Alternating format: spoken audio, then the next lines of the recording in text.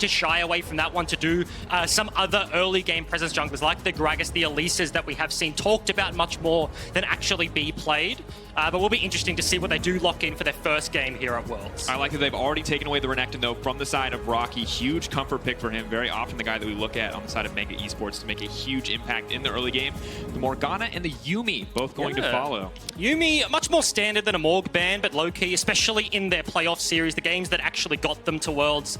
There was a counter pick Kate Morg, there was a blind pick Kate Morg, so towards the bottom side of the map, Celebrity is an AD carry that's been representing his region for a very long time, and often they do like to play around him, right? Like you get the Morgana, you get the Black Shield on top of your AD carry, team fight skirmishes. That seems like a recipe for success.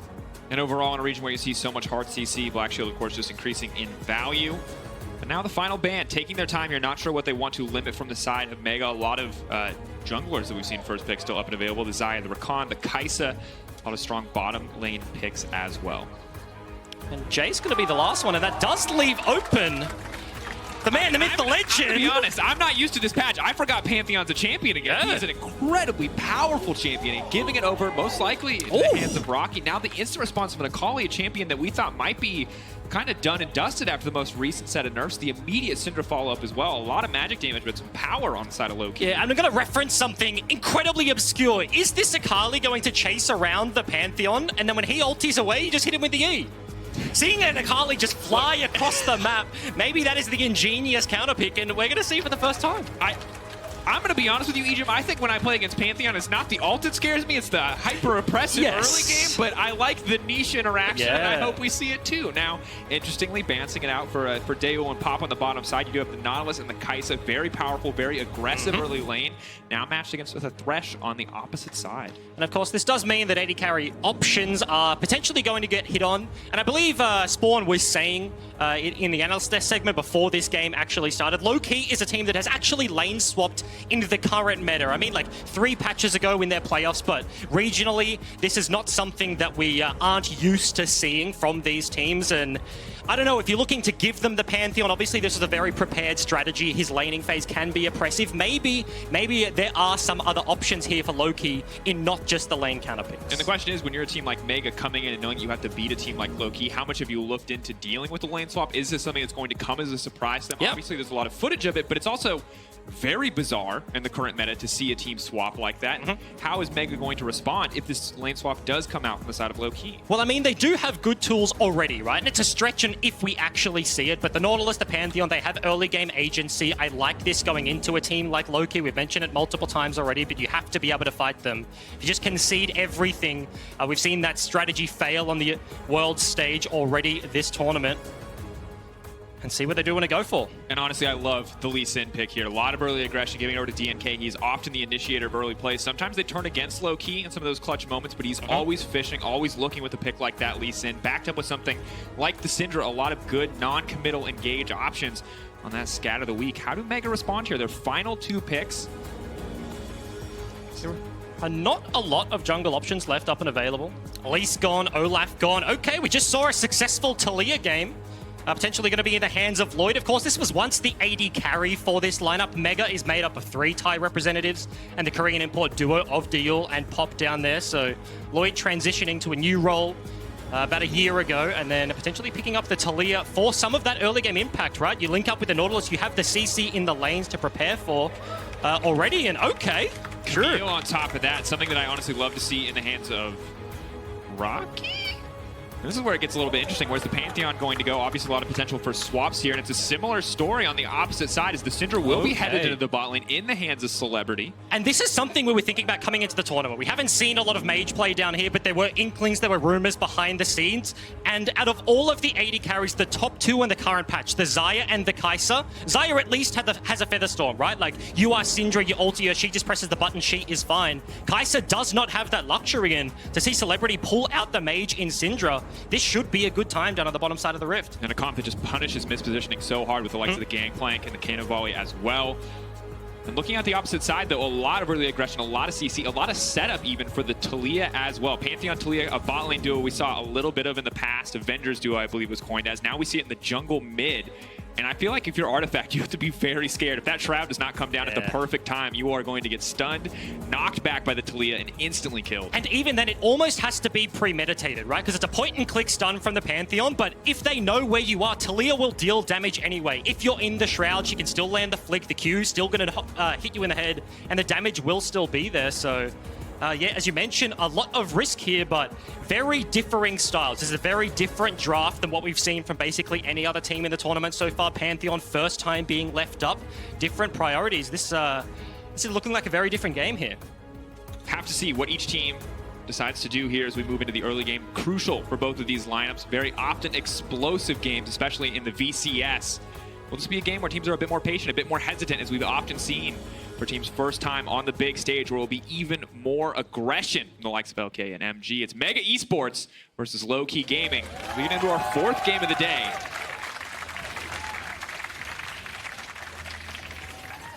And okay, level 1. Nautilus running mid lane, potential for some action, but looks just to be a little bit more of the 5-point fan. You were kind of questioning, do we see the aggression? Do we see the nerves kicking back and play a slower style? I really don't think that, right? Like Jake was saying, the difference between the VCS and other regions is that we prioritize killing champions more than objectives. That came out of the team's mouth in low key, so I expect them here to want to speed this up. And in terms of how I view this team, it's like a prove-it region, not even just low-key individually, but overall, the VCS is hyper-mechanical. They won't respect your counterpoint until you actually prove that you can go for it. So hot and heavy, I think, in the beginning of this one, and you saw in the mid lane just queuing Artifact in the head. Looking even for the small lane advantages here. And interesting is spending so much time, 115. They may look to push in and contest the Raptors, contest the red level 1. Camille now moving in as well. Yep. Will be spotted out, though, by the likes of Low Key. Mega fishing for something. Very old school strategy with Taliyah jungles. You get the easy split. She's very hard to contest. If you're a Lee Sin, GP, Akali, heavily melee range top side of the map. They had the ward knowing that it could come, so Low Key were prepared. It's not going to deny anything from Mega, though. Very easy red steal, and it will be the map split. Rocky's going to face check a GP here, but not going to be the worst. Quick passive proc and a parlay to send Rocky off. Actually, massive trade. Just going to make sure that the Corrupting Potion has at least one less stack for now. But Lloyd now moves into the top lane, already warded out. Honey just taking his time. There's no stun. There's no follow from the Camille here. So this is irritating, but not really threatening whatsoever. Yeah, utilizing some of the time. Of course, DNK had to run all the way from top side after the buff spawned down bot. So Taliyah does have a little bit of extra time to play with and will just be slightly annoying to equalize the health trade up here. But yeah, we took a cheeky look in the mid lane. That matchup is going to be spicy. Okay. Rocky stepping forward there, uses the hookshot wall dive, will not connect, however. A little bit of Scorch, and the passive now coming in from Hani as he tries to get some damage laid back down, but overall, Rocky with the level 2 is definitely posturing forward, and I like the aggressive trading we're already seeing in the lane phase, and it feels like Lloyd facilitating a lot of this with his attention on the top side, but no real greater advantages quite yet. Yeah, incredibly early in the game, you'd think, 2 minutes 30. Not a lot can happen. It's actually going to be DNK getting only one quadrant of his jungle, realistically. The Raptors are still up, but doesn't have the pressure, doesn't have the lane advantage to be able to trade buff for buff, so Lloyd just walks down there. He's got a red, blue, and will get another red after this one. Feeling very good about the start of this game, eventually.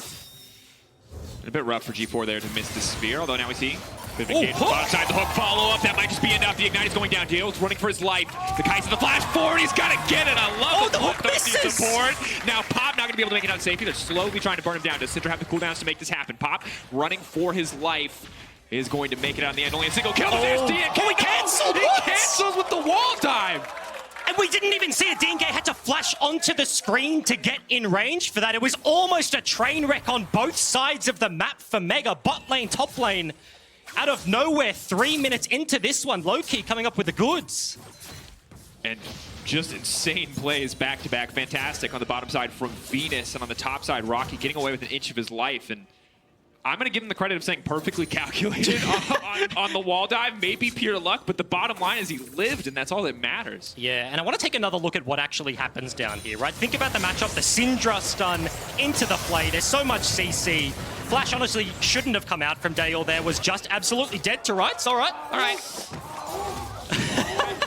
There you go. All right, Berlin, I love it.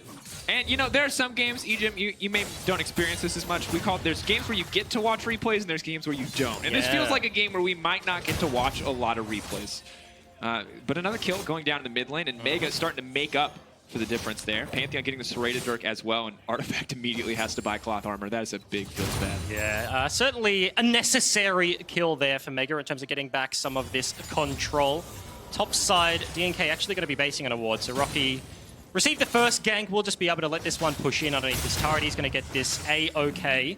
Okay, interestingly, DNK watched the rubble appear. He saw the ward die and was channeling his recall, so makes a decision to stick around, potentially like fishing for a counter gank, but of course, nothing will come his way. All right, instant stun comes in, blocks the follow-up damage. Of course, has the next ability will be empowered, and I see the instant flash. Yes. Ooh, got huge damage there. Shroud landed, did not even matter, and still maintains the ignite, right? Just the one hit of the HP bar, didn't even have to burn the summoner. So G4, he's a guy that for years has been playing in the wildcards in MSI Worlds, all of these play-in groups, and he was like a Diana guy and Aurelia guy before. It was cool.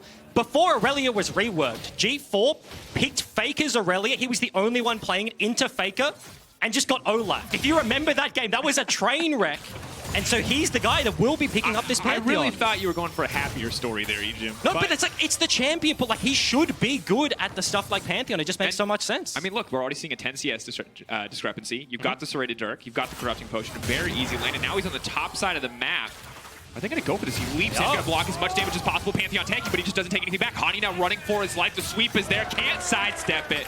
Rocky's going to walk away with the kill. And they just make it look so easy. Presses the E button. Turret does no damage, and Hani, yeah, straight up dove underneath his turret. TP is also gone. Flashless up there, and Talia is still in the vicinity, so getting back to this lane is going to lose a bunch of that CS, given that Rocky had to kind of get away from the ganks that were being thrown in his direction. This lane has completely swung back. And now level 7 as well for G4, so things are also just going to get harder for Artifact in the mid lane as we look back at this one. A lot of CC thrown his way, and this is the power of those early Pantheon dives. Yeah, and just think about how far away they were. Hookshot buys Camille so much space. G4, of course, on the Pantheon just comes flying in from the sky, but Hani was giving them room. He was backing off a very large wave that was eventually going to push in, but just that slight overstep, it's immediately punished, dove, and loses everything.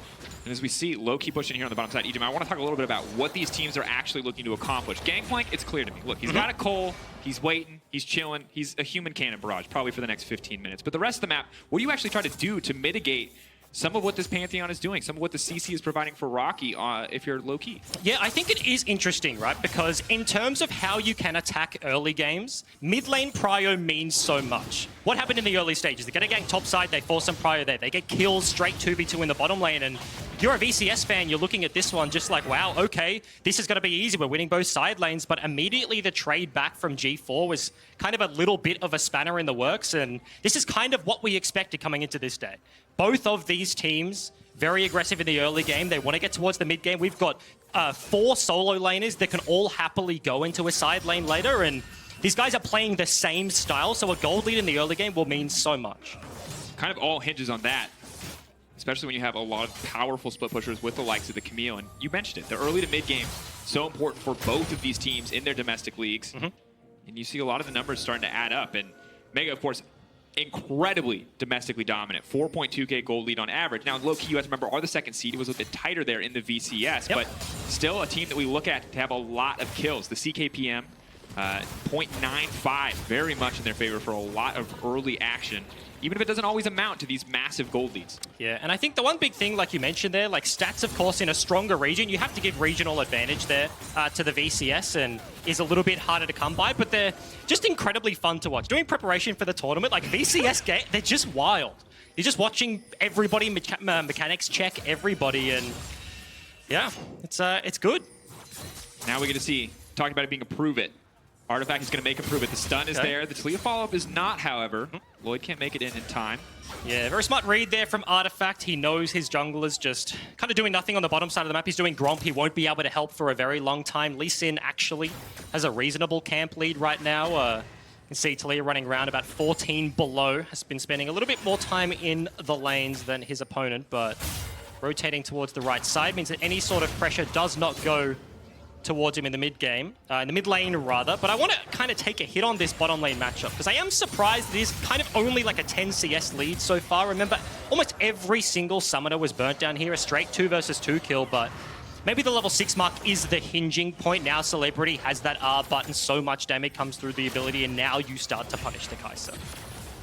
And it would be interesting to watch the whole lane phase back, see how many hooks are missed, see how many opportunities there actually are for Celebrity and Venus to extend this lead. But yeah, when you have such an aggressive, powerful lane like the Syndra Thresh, snowballing off to early start, you do expect a little bit more. But as you mentioned, the Syndra ult going to be a big game changer, and I think very much going to outweigh, at least for now, the safety that Kai'Sa's ult could possibly provide. The one big thing they do have to contend with is exactly this. G4 has prio, Lloyd is very quick around the jungle, and fighting in a side lane when G4 can just walk towards the river, just R's down there, and for a Syndra Thresh, their 2 versus 2 is very committal. Both of these hook champs, they're not the Blitzcrank, so their hooks take them forwards, and they really do not have any get-out buttons. So if you commit a little bit too far, a single mistake, a single flash forward gets punished, and this game could completely swing back. So maybe hedging somewhat, right? Wanting to wait up, get towards the loot at the first item, whatever it may be, and then look to make the play. And of course, both supports having stopwatch can facilitate some of those more aggressive plays and potentially save them from an otherwise get in but don't get out kind of situation. DNK, though, potentially fishing for a Sonic Wave here. We'll walk around, should spot the Camille. Creep Wave, though, there to block just in time for Rocky. You hate the blue creeps. It's the worst kind of creeps. What about when you're on the blue team? They're still the worst kind of creeps. You just wander up your lane and die. They're giving them gold. Useless. As a support, they're bad teammates. You might just hate me. They're genuinely bad teammates. That's fine. Yeah. They're doing what they have to win the game, Egypt. Eventually they'll do it. You just need, 2 hours and they'll end the game on their own. Yeah, it's kind of whack how that happens, right? You're in a practice tour, you just let it go, and eventually one side just wins. There you go. It's the goods. Hopefully we don't see a game like that. I agree. I think this is not going to be the game. Ocean Drake spawning is something super relevant in the early stages. I've cast already 1 day of play-ins and had a bunch of these so far. Did you get 7? Yeah, I got 7. 7 in 3 games. That was a goodie. But both of these teams starting to contest the bot side river control. You can see Loki a little bit more aggressive. Pink ward's in the enemy jungle. Very nice one that is being cleaned out by Pops Pink just there, but very useful to track any sort of jungle attention in the Talia, because different junglers call for different sort of vision patterns. You think about a Zac, you have to get that little bit deeper, and Talia is the same thing, so finding something, but fight in the mid lane may have been found. Artifact going in. Raveler's not going to really connect there. Seismic shove neither. So GPL comes out, feels a bit premature, trying to stop any further follow-up, but Hani doing fine on the top side, probably will not need it, although he continues to fall further and further behind in CS as Camille now able to force the lane in with the Tiamat. But as you mentioned, Ocean Drake in the sights of both teams. Decent defensive vision set up from the side of MG, but not really enough that's going to allow them access to pick comfortably. Flash! Easy, the follow-up. G4 can't block it all, and that's going to be the kill for Loki. And such a timely play. Their top laner being shoved in. GP without Cannon Barrage, and everybody wants to play towards the Dragon. They want to take that one down, but a pick in the mid lane is exactly what they needed, denying some of that pressure. G4 goes down, and kill picked up by DNK. Very flashy, and exactly what the doctor ordered. Yeah, definitely going to start to help them balance out the gold a little bit. In fact, they even have the lead 1,000 in their favor. Starting to come through, and as you get further and further in the game, might be harder and harder for Day One Pop to survive under the tower. Celebrity landing the long-range scout of the week makes things that much easier, but even now, probably waiting for the Luden's Echo before he has enough kill pressure to find anything here. And just very good preparation. Artifact actually baiting this one, thinking for the reset, and G4 was just posturing around the wall like, can I stop this one? Can I greed out a little bit? And it does cost him his life. Rift Herald contest here, 13 minutes, so a minute on plating, but DNK knows and he doesn't care. Fishing for G4, Sonic Wave will connect once again. No kick, the damage has been blocked and he will pull back. Are they going to return to the Rift Herald? For now, Lloyd continuing, but this is going to take a long time. Forcing Camille over, DNK can still come. Smite is up and available. Bottom lane's rotating already. Venus and Celebrity will be here long before the Kai'Sa can at all. Rocky's in. The Lee Sin locked up. DNK, though, now just going to get finished off. But the Rift Herald has reset. Celebrity on the way. What can he get done? The Syndra stun not going to connect. Tawny coming in as well, but the GP does not have enough items to be a massive threat. Lloyd going to walk away with a sliver of health, but Artifact is on the hunt. Venus will go down on one side, Lloyd on the other, and Rocky has stayed too long. Gets taken out in the end. That's the 2-for-1. Yeah, and an even trade, and the Kai'Sa never left the bottom side, so Loki going to push in mid, and Mega going to do exactly that towards the bottom. Plating gone. turrets could reasonably fall if anybody wants to stick around, but the hard reset, the Rift Herald's still on the map. Both of these teams prioritizing those objectives and want to get back there. And 2 for 2 in the end, and Camille being 3-1, fantastic, but have to see what they can do with it now, because Artifact, while he was suffering early on, starting to pick up some kills, starting to get some assists, starting to get rolling, and feels like it's only going to get harder for Pantheon to really hold up on that kill pressure. And that's the one big thing, right? Like, you prioritize like Pantheon early game, in the mid game, super active can make things happen, but as this does get later and later, the solo lanes of Loki, the Akali, the GP, they will feel very good about stalling this out. Mega 4 versus 5 opting into this fight. You see the Kai'Sa on the minimap just chilling down there, hitting creeps, hitting turrets, and ends up being incredibly close despite the numbers disadvantage. Lloyd is off screen top right being chased by Artifact. Maybe could have done a little bit more in the back end, but Hani cleans up Celebrity, looking to clean up the kills on the back end, and yeah, Loki walk away with it. And Mega just going to try once again. Have the control ward there. Lloyd going to try to finish this one off, but it will cost him a tower in the meantime. Of course, no plates left up and standing, but the Demolish proc will finish the tower off for Celebrity and Venus. Gold heavily now in the favor of Loki as the GP ult is used to clear the top as best it can, but it's not actually going to finish off the cannon minion or most of those creeps, so Honey has to be very careful. I don't think he can approach here until he gets a bit more support. Artifact coming up. Sides of the map being heavily traded here. Outer turret falls in the bottom side, and Celebrity just left alone. Dragon gets soloed out by DNK, so that already falls. It looks like Mega are actually backing off on the top side. So GPR, Cannon Barrage was enough to dissuade the push, and another small advantage goes to Loki. Shelly popped to the mid lane, though. Yeah, Mega now pushing in. 4 members strong. Artifact has to be very careful with your approaches. Finally, the Taliyah and the Pantheon are together. Really cannot step forward against that. Herald will crash once, but Mega don't want to push for anything else here. Happy with just the single tower. Will give up the Herald after that. Yeah, super hard to continue anything like that. Mid turret, top turret. Pretty big prize for them here. A bunch of gold re-injected back into their wallets. Certainly feels nice, and an open map right now kind of feels good for Rocky. If they can find the GP matchup, if they can flip the map and break the complete like outer turrets on the side lanes, then that's kind of the trajectory you expect this sort of game to follow. Because as we mentioned, like both of these teams, they want to play the side lanes. All of these guys want to look for the 1v1s. GP just wants to farm it up for another couple of items and ulti towards team fights later on. And I'm honestly surprised at how little ultis we've seen from the Pantheon. This is a super big pick coming into the tournament, but low-key, and honestly, DNK has done a pretty good job at containing the mid lane. Now G4 forced away too, and I think you're right. Once we saw it top lane, I thought for sure we'd see the rinse and repeat from G4 over and over again. And when you talk about side lanes, the mobility of Taliyah, the mobility of Pantheon, even the Kai'Sa for mid-range, you know, I won't call it semi-global, but very long-range ultimate, you have to assume that they'd be very good at punishing any kind of 1-3-1 setup, but just have not seen it whatsoever. DNK, though. Sun's on. Fishing Q's on. He's going to hit on the Lloyd. Lloyd cannot survive, and now Pantheon's all on his lonesome. Celebrity flashing out. Syndra's still alive, but the rest of the team now moving in. The Kai'Sa has joined. The shutdown is there for Rocky. He's fishing for a little bit more. The Thresh locked up, sure to be taken out, but Artifact, Conqueror now proc. Conqueror activated. Fishing for Daewoo. Good flash out, but it's not going to be enough. Daewoo taken down in the end as Pop now has to run for his life. Low-key are just going to clean him up here. No hope left for the Nautilus. Taken down by Hani in the end. And it was a slow one, but very lopsided. Low-key start early. The picks transitioned into another couple of picks. And yeah, going to get complete control of the bottom side of the map. Mid-turret yet to break, but will do so with absolute ease here. Low-key, this gold lead is steadily growing. Now 3,000, feeling good in the early game.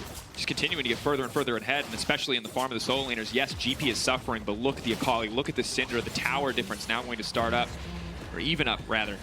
Move a little bit later into the game, and I mean, 3K lead for a team like this, Bryce, is huge. It's exactly what they want. Like, these sort of fights in this sort of time frame is exactly it. Somehow, DNK bends it around the champion, and I'm surprised Mega, once again, they're opting into the numbers mismatch fight. Somebody is dead. Kai'Sa's farming bottom lane, but they just continue to pick on this when they continue to pressure and low-key.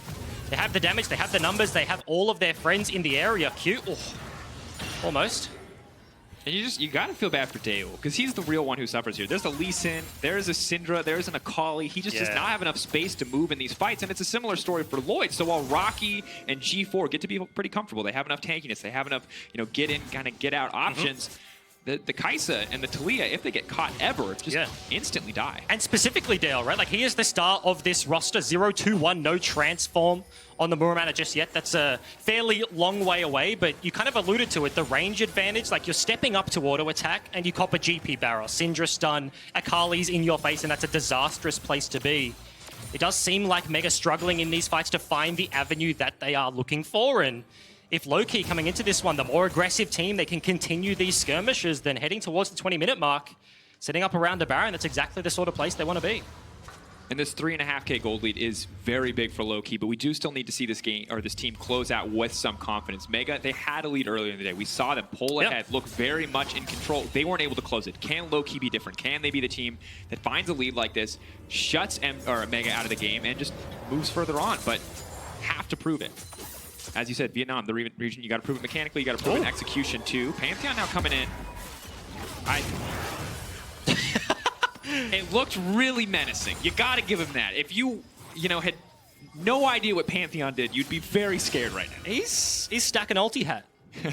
They may have removed it from the game, but he just wants the CDR. That's fine. It's an active protest against the balance team. I like that framing. Really good. Yeah, that's the nice one. Bring back ultimate hat. Yeah, no, they had members walking down the river, so just kind of fishing for a pick, obviously. Did not land, but next dragon on the cards. Mega in the area, still looking to fight for it. It's exactly what we see in the LST. It's exactly what we see in the VCS. Everybody fighting for every objective. And look, we're mentioning it like 3K gold lead. This is significant. The item spikes. The Zonya's now hit for the Syndra. But Mega, look, they've got the vision control. They're in the area. They're actually starting this one up. And it feels like so often, Mega are just very comfortable letting Lloyd try to solo out objectives on the Talia while the rest of the team just gets lane priority. And while it could be risky, it hasn't really cost them too much quite yet in this game. That said, you still see in the gold graph, steadily falling behind. The Ocean will make things a bit easier, especially for side laners like Rocky, but definitely later in the game than you ever really want to see in Ocean. Potential gank towards the top side, low-key. Kind of fishing for it. Curious that they're able to concede the Dragon, but just setting up the Baron very, very early. Take a look at the gold graph. Relatively steady, right? Spiking, of course, with the kills. There's been tons of skirmishes, but on the up and up, going to get themselves the crab, looking for the blue steal away, but Pop is in the area. Can he stop this one? Is he going to try to grab himself? He gets it. Lee Sin locked up a good amount of CC, but the barrel's there. It's not even going to matter. Can't click the lantern whatsoever. Good kill for Mega. G4 walks away with a blue buff. Baron control means nothing without a jungler, and Mega able to find another window back into this one. Celebrity sitting on a pink ward right now, so Mega know exactly where he is. Focusing now instead on clearing out the waves, and thought we were seeing some clean Baron vision setup there, but overstaying, costing DNK his life, and it means the Lloyd and the rest of Mega get to push up here, get a bit more control, and make sure that this Baron is not totally under the control of the side of low-key, as Rocky's just going to be able to grab this tower uncontested. Artifact can step forward, but does not opt to contest him on it in the end. Yeah, doesn't want to stick around, doesn't have too much vision in the bot side jungle, know if anybody is following. Of course, Lloyd Hook goes into camp right now. Okay. The wall. Celebrity's going to try to find it, but it's Celebrity caught in the midst of the team. A perfect use of the Kai'Sa ult is going to save his life, and he gets taken down, biting off way more than he can chew. Yeah, Venus just hooks him in the head, and he actually ulties into 4 members of the enemy team right now. Both side lanes from the bottom side of the map rotate over. As soon as a skirmish is even sniffed out by anyone, all 10 members just start rotating to the play. In the cleanup, Celebrity, now Mega, still looking for more. Artifact dashing out, good buffer there, now pulling in the Pantheon, deleted. Huge barrel and a kick to finish it off from DNK. Have to hold on. Yeah, I thought so too. Oh, that's all right. Well, we're back, audience. Brief moment of tension. No Nocturne in this game, I promise. Yeah, so here we are. Okay, so this is good, Bryce, because these are my favorite periods of time in the midst of what is a very chaotic game, as we get to take stock of the situation. Now, I look at items. I see double Zonyas coming up. It didn't save Celebrity, sadly, but it might save Artifact and the Gunblade as well. And I feel like this is the point where Artifact, even after the Akali nerfs, can start to take over again. And that's the thing. You see, as soon as Rocky went towards the bottom side, like, Artifact was the man that was thrown down there to deal with him. He respected the Camille being the big member on the team right now. Actually, potentially looking for Honey, but we'll just back away. So Mega utilizing this side lane pressure. Rocky is a huge point of contention right now, and you kind of mentioned it. Artifact is primed and ready to deal with it, but he doesn't have the TP. He has the Ignite, so he has to be Baron side. Loki deploying up here, potentially looking for a pick onto the Pantheon to break this top side turret. G4. Walking right into it. He's going to contest. Oh, steps up. He spots Artifact and DNK. They're not going to be able to find it. Mid lane rotate there from Mega means that DNK not willing to completely opt in. Thresh hook. And we're late enough in the game now that you kill a jungler and one other member of the team, you can start to look at Baron. It is an option. It is a possibility for both of these teams. They will spot out DNK with the Price Seeker, the Void Seeker, rather.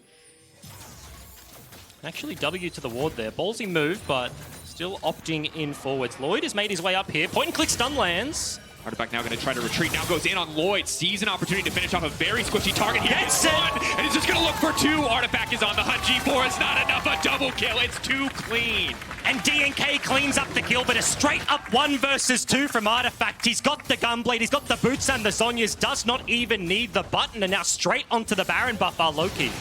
Starting to move into this one, 11K and dropping. It doesn't look like we're even going to see the contest coming in from Mega. Rocky's too busy in the side lane, doesn't have TP either, but it's a long, slow Baron. Daewoo now barreling down the mid lane. Look to break a tier 2 in the meantime, so willing to trade this one. You know, 3K drops should not lead to a dropped Nexus tower, but is taking a bit. Yeah. Not a lot of damage when you don't have an AD carry. Boys, let's wrap it. Okay, there you go. Baron taken down.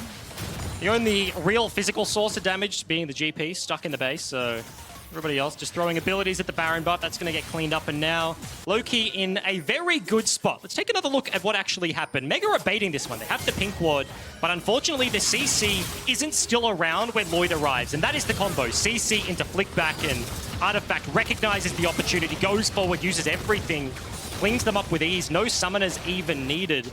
That's just very nice play for the mid laner of Loki. And just the second you fumble that, the Talia goes from very big damage threat to useless. Yeah, to totally useless, just squishy. Dead. Oh. Yeah. And that's the thing, even now with the Morello coming out, the Talia can continue to be a big source of damage, but more often than not, might just look like food for the likes of Celebrity, for the likes of Artifact. They both have Zhonya's. They can mitigate some of the burst damage coming out, but that is not the story for Lloyd on the opposite side. And it's a bigger conversation to have, right? As League of Legends is progressing, like, holistically, team fights are getting shorter, champions are getting more damage, especially in a comp like this. Single mistakes are more easily punished. Pop actually wants this one. DK stuck. Talia coming up, Pantheon coming up. He's going to flash away, but that single flash traded for so many ultimates. And if Loki can find a fight in the next minute, this will hugely favor them. It's been a kind of weird game of different trades. Mega, whilst not in a gold lead, they're just sitting in a deficit, have actually found picks every now and again. They've been very good at creating these opportunities because right now they're not in a good spot. GP pushing bot line. He goes all the way to the turret now with a Baron buff. They're able to push towards the top side with relative ease. That turret is also conceded, so if that pick landed, if the flash was not there on DNK, you can respect the play, but Loki just incredibly strong. And need to pressure this. Right now, EJM, I think this is where you get scared if you're Mega. Because you know if you make a mistake, you're going to lose an inhibitor, and there's so much threat. The long-range potential engage from Celebrity, from Venus, just throwing these hooks out with the team there to back them up. If you are going to go in on this pushing 4 right now, you have to be so confident that you're going to execute well. Top side. Hook goes out. He's going to land. Next to the Pantheon now pulls it back with the Nautilus. Going to pitch for the re-engage. G4 now goes forward, but instantly taken out as a support on the opposite side. The Zhonya's the first one used. Rocky steps forward. The timing is a little bit off, and escape is not going to happen. A Kathy and Rain will take him down, and now the Akali has been locked up, caught in the midst of it. It is a Hextech ultimatum. The ultimatum gonna be death, and the long, slow goodbye as the triple kill comes in for the Kai'Sa. Once again, Mega find themselves with an opportunity. Low-key stepping too far forward, get immediately punished, and Gangplank left alone on the other side of the map. The only member left with the Baron buff, Mega. Every single time they're able to punish, and it looked like G4 was caught, but so many buttons just went into the Pantheon. Pop finds a hook through all the minion waves, and the Kai'Sa just left alone in the backline. You mentioned Chameleon looked a little bit off time, but he's just waiting out the Zhonya's. Such an easy cleanup. And the communication here. Dior hits the W, and he knows he's not needed to take down Artifact on the Akali, so they clean up 2 kills instead of 1, and gold lead. As you get later into the game, 2K means less and less. And really good. The value of this Syndra is in the ability to just delete someone. Yeah. And when your cooldowns are scattered and you don't immediately kill someone, you're just going to get so much more value out of the Kai'Sa. You see it in the damage dealt champions. 3K for the Kai'Sa. You don't finish her off, your Akali doesn't finish her off with those cooldowns, she's going to run through your team. That's the thing, right? Like, Syndra, I think, could have done a lot more in the early stages, but now you're getting to a 4-item AD carry in the Kai'Sa. Remember, she's the 1 AD carry, maybe 2, that can build a Zhonya's very happily. Like, genuine, not trolling Nash's 4th item. Has a useful stopwatch, not broken just yet, so comparing 1-to-1 Celebrity to Dale right now. Dale's dishing out the damage, has the sustain to get through all of the single target burst, and yeah, Mega may have found their way back into this one. Now pushing a bit in the mid lane, he says that the Void Seeker But of course, low-key continue to look for these hooks. It is still something that they have. They can, in a single round of CC, before Dale even has the opportunity to activate the broken stop, or the stopwatch rather, just kill him. But they have to find the setup. They have to find the opportunity, and Mega are not stepping far forward enough to let it happen. Low-key right now, side lanes being pushed into their direction. 1 minute 40 left on the Baron spawn. You can see a little bit of respect being given from both of these sides right now. Mega's vision control around the top side of the map. Very, very useful. Tons of wards littered. Pretty shallow in the enemy jungle, but Rocky's actually looking for this one. Rocky. Stopwatch. Ults and then stopwatches. Wall now coming in. Pantheon now coming in. Makes a bit more sense now. Yeah. Whole team is here. And this is like the second time that we've seen the entire squad show up in a side lane. You know, the Talia, the Pantheon show up for backup. But I feel like we've yet to see it really work. Yeah, they haven't found the pick. Everybody's flying in. It was kind of a weird stopwatch into try and get out. Because the thing is, like, everybody is rotating. It's not like, okay, Mega, like, let's go for the play. G4, hit your R button and let's go for the fight. Because low-key is already on the way. So all of these globals just being matched. It's almost like an under-12 soccer game, right? And I say soccer on the world stream, I mean football, I guess, but everybody's just following the ball around wherever it goes, right? We've got TPs, we've got the globals, but it's just tons of 10-man 5v5 skirmishes everywhere on the Rift. You just really don't want to be the ball in this game. That's no. Who's the ball? Who's ever out of position. GP barrels the ball. Sure. I was gonna say Pop right now is probably the ball. They don't know it yet, but Pop will learn it soon if he goes down. Won't do it. That's fair. And now, Baron coming soon. Right, 14 seconds. This is going to be the big objective. It feels like we're going to see one massive fight. But in the event that Loki do not start this fight off with a pick, I am looking more and more at Daewoo. 4 items, Hourglass completed. This Kai'Sa does so much damage. I feel like she can kill an entire team if they do not burst her out to start a fight. Yeah, and the only threat to the Kai'Sa at this point is Artifact. He's big, he can get it done, but only one person to deal with. Rocky once again looking for the side lane. We saw it before. Getting caught out, could be a massive pick. Voidseeker comes in. Now there's the team trying to fish. Talia's there to make sure no one else can follow, and that's going to be the single pick onto the likes of Hani. Now G4 steps forward. Artifact has stayed way too long. It's there. Can he grab his way out? No, he has to leap out to safety. Artifact pulling back, uses the gunblade just to make sure no one else can follow. Mega perfect access to the pit, but they've only taken out one on the opposite side. 40 seconds left on the jet timer, though. A lot of time to play with. Hooks on, though. Hooks can't afford to make a mistake like that. Taxis him out to safety. Lloyd still manages to escape. They mess it up. They can't kill the jungler. G4, though, caught in no man's land. Will there be any follow-up? Seismic Shove does not connect. So many low health bars. No longer do I feel like Mega can continue to attempt this. They have double Ocean. They will start to heal up. Will they go for it? Instead, might just settle for the Scuttle Crab here. You can see tons of pings on the top wave right now. Massive waves in both top and bot for Loki, so in 8 seconds, Hani has the TP. He can get himself towards the Baron buff. The shoe's on the other foot. Mega had all of the advantage, but that singular hook from Venus kind of saving the day and potentially Loki looking at a Baron take. Now trying to find the setup. Kai'Sa ulti back off cooldown. The luxury of this build, you have a lot of CDR. Quick. Yeah. But let's hit on that conversation you were having, right? Like, Daeol is absolutely massive. I thought you were going to bring us back to football. No, not quite. He lands a W on the back end of this fight and a very nice stopwatch from Hani, but in terms of abilities to get on the Kai'Sa, it is just incredibly difficult, and every time Mega finds themselves in one of these situations, Loki just cannot access the Kai'Sa, and it's going to continue getting harder and harder as the game progresses. The spike in mid-game for a Syndra, like the 2-3 items, the Akali, the window was massive, but unfortunately, right now it looks like Mega's game. They don't have the gold lead, but Kai'Sa is just exceedingly hard to deal with. And Rocky and Dale, you can see pulling ahead in terms of individual gold. They're going to be close to completing some of these major items. Now you have to assume the GA is next for the Camille. Already has the Sterix, already has the Ravenous Hydra. We can expect, I think, a lot more split pushing from Rocky has already been the story of this entire game. And this is a pressure point it doesn't feel like Loki quite know how to deal with. Yeah, it's one of those weird games where every single lane has a significant CS discrepancy. And like gold advantages go one way heavy in all of the roles, right? Like Kai'Sa super big, Akali super big, has been playing very well this game, and the top side can be said for about the last 10-ish minutes, Rocky's just been punishing that side of the map. GP is left there to answer. And does a reasonable job. He's got the barrels, he can do it from safe distance and can still affect the map on the other side, but because there's just double pressure points to the singular one of the Akali on Loki Mega, they're just maintaining control of the map, and look at the gold graph. And this just feels like growth from game to game from Mega. Remember, last time they had a lead, they weren't able to do anything. So this time they're at a deficit. They're able to turn it around. It was 3-4K for the side of low key, and now just swinging right back to even.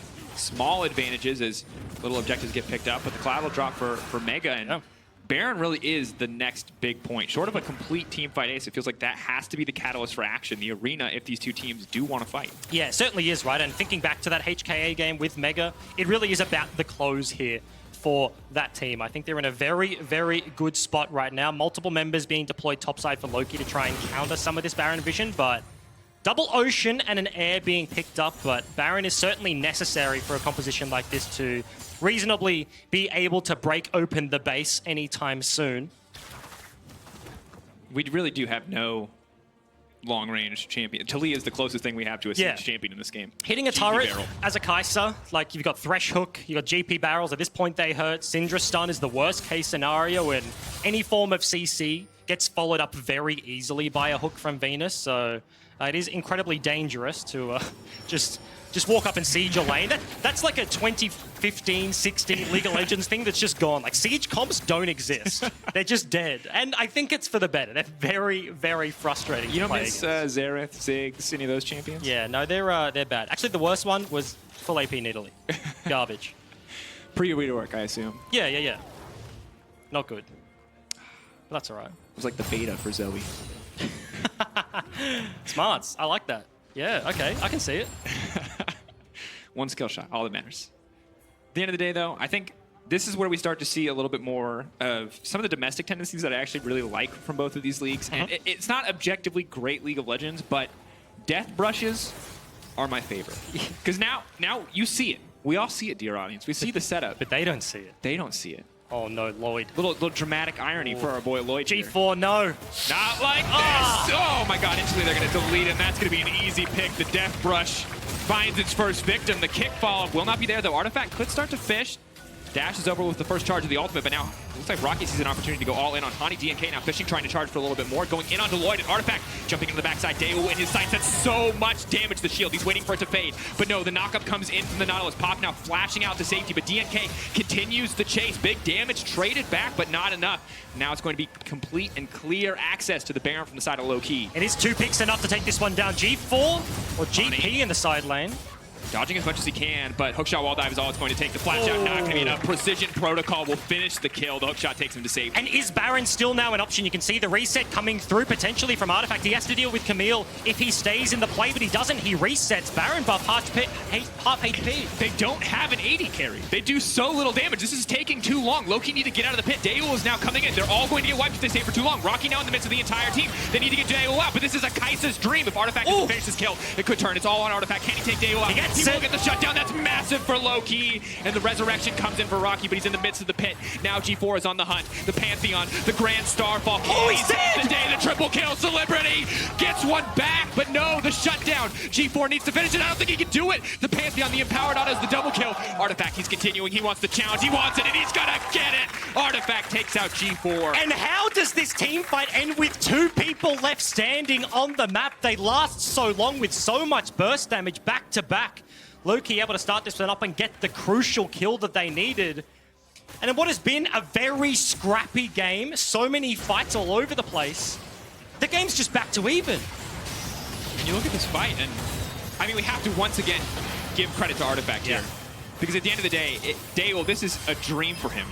A single Acathian reign in that pit. He's getting 2 kills, but Artifact makes sure it cannot happen. Yeah, started off with almost the bait there from DNK. Q lands onto Kai'Sa, throws it back, and Daewoo is like chasing the kill forwards. He sees the opportunity, but Shroud down early. Surprising that Rocky just instantly dies. Celebrity one-taps him off the back end. If Camille got into melee range, hits the Syndra, that's a triple kill waiting to happen, but able to be salvaged there from Mega, and 2 people standing is all that's left at the end of the day. Good on Celebrity to find the stun there in the final moments, but you have to feel like a little blood in his eyes, you know, a little too focused on finding those kills, or maybe Rocky could have found more in that fight. At the end of the day, though, we check the gold. 2K favoring Loki once again. Nobody has a Baron. Nobody's comp has suddenly gained more attack range. So I feel like we're just going to rinse and repeat. Farm your lanes. Let's go right back to the pit. Yeah, potentially. The good thing, okay. That's massive. Jungler dead instantly. Perfect start now for Mega. They need to start this one off. A lot of pick potential for low key, though. And do they just straight up want to start the Baron? Vision control on the top side jungle. Waves pushing in. I was going to say good thing for Loki because they now have TP advantage, but that pick on the jungler as well just completely wipes the floor. Baron's up. No ulti, of course, for the Kai'Sa, but steadily coming back off cooldown. 6k and getting lower. She shreds the Baron. This should be an easy pickup. Can they find the steal? Can they get it in the end? Mega now coming in massive Pantheon ult. They're just going to clean up this fight. It's too easy. Dale not going to get locked down. Rocky making sure Arthak can't get anything else done. The AD carry is still alive. Mega are wiping the floor with low-key. They're making it look so easy as Hani just runs for his life. Nothing left for him. Mega playing with their food a little bit. The ult comes off cooldown. They proc this one. The GP maybe hoping to fish for a kill. This could be a difference maker. Hani now needs to be careful. Braveseeker's going to give it to him. Dale gets it. Mega just going to run straight down the mid lane. And that's exactly what they needed. The perfect combo of the team fight already picking up the Baron buff. Base broken. DNK is up, but it's 30 seconds on a relevant carry. This is going to be incredibly hard to defend here from Loki. Lee Sin's going to need a miracle kick if he wants to buy enough time for the rest of his team. Getting lower and lower. It feels like this just has to be it, Ejim. Mega moving in, making up for their mistakes early in the day. And here versus Loki Esports and the VCS, they'll find their first win. And in almost just exactly the game we expected here. Super scrappy, Loki, first day on stage, come out of the gate swinging, and Mega, they handle it. They have the globals, the Taliyah, the Pantheon. First time we're going to see that pick, and fight after fight, kill after kill, tons of trading, but in a game with a gold deficit for the entirety, one team fight's all they need to close it out. And honestly, for players like Rocky, Lloyd, G4, this has to feel so good because so often when it was SEA, they were denied access to the plans events by VCS teams like GAM. Now like Low-Key Esports. So to beat them here in their second game of the day, to close out their day, has to be such a fantastic feeling for this lineup. You have to think about just this group in totality, right? You have HKA, you have Mega, and then you have Loki as well. All of the Garena regions, the GPL of old, and certainly a lot of rivalries between them here today. And yeah, certainly exactly what Mega needed here in this day. And we look back at it, just honestly a very scrappy game. Seeing a lot of picks that I did not expect to see. Pantheon finally making it through the ban phase. Akali coming back. Still looking quite strong. And interestingly, the Syndra bot lane.